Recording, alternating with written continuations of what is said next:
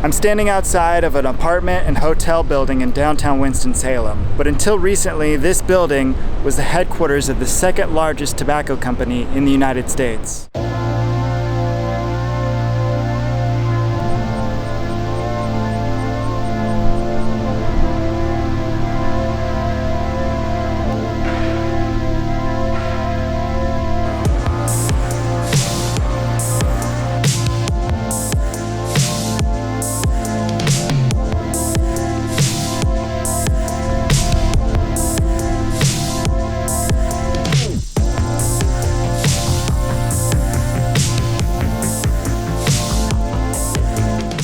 North Carolina is America's #1 grower of tobacco. In the late 1800s, early 1900s, America's tobacco appetite gave rise to large tobacco companies, big tobacco. One of those tobacco companies was the R.J. Reynolds Company.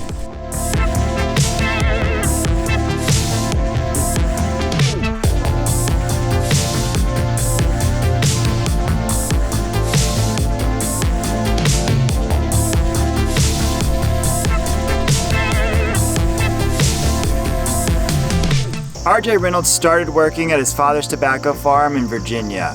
At some point he decided to strike it on his own and start his own tobacco company.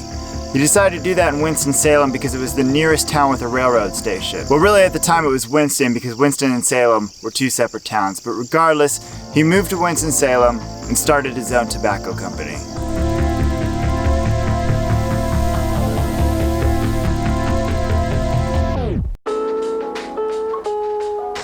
Behind me is the mansion R.J. and his wife Catherine built in 1917.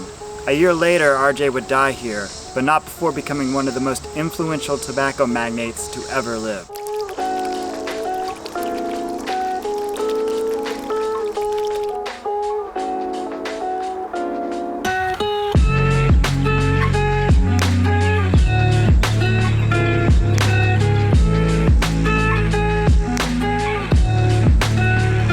See, R.J. Reynolds would help popularize the pre-manufactured, pre-packaged cigarette with his Camel brand of cigarettes. In fact, his company would import so much Turkish tobacco that Winston-Salem would become an official U.S. port of entry. This was rather odd at the time for a city that's 200 miles from the nearest ocean.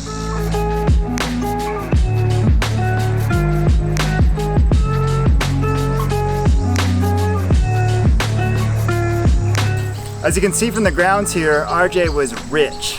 Easily the richest man in North Carolina when he died in 1918, and the company he founded would continue to grow.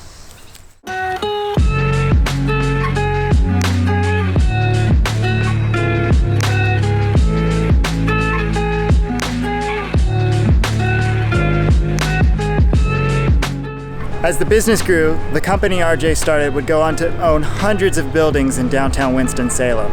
Along with Camel cigarettes, the brands would expand to Winston's and Salem's and other tobacco brands that you've probably heard of. The R.J. Reynolds Company would become one of the most deadly corporations in history.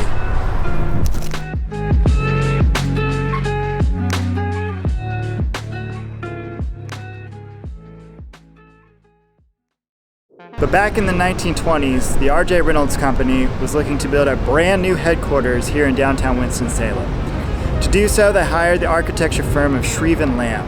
Now, Shreve & Lamb designed what became the tallest building south of Baltimore in 1929, the Reynolds Building.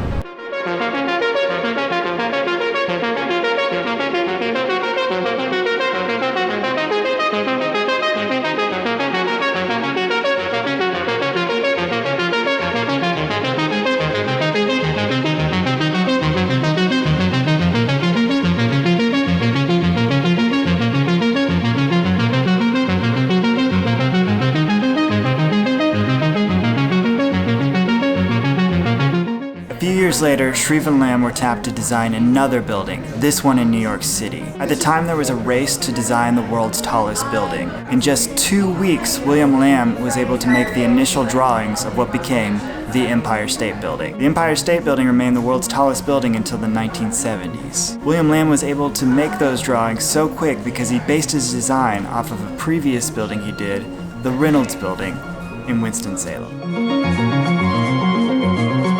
Now every year on Father's Day, the staff of the Empire State Building sends a Father's Day card to the Reynolds Building staff.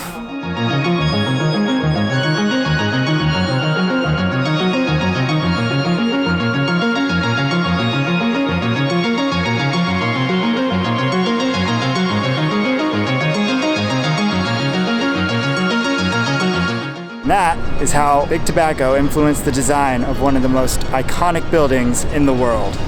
Thanks for watching.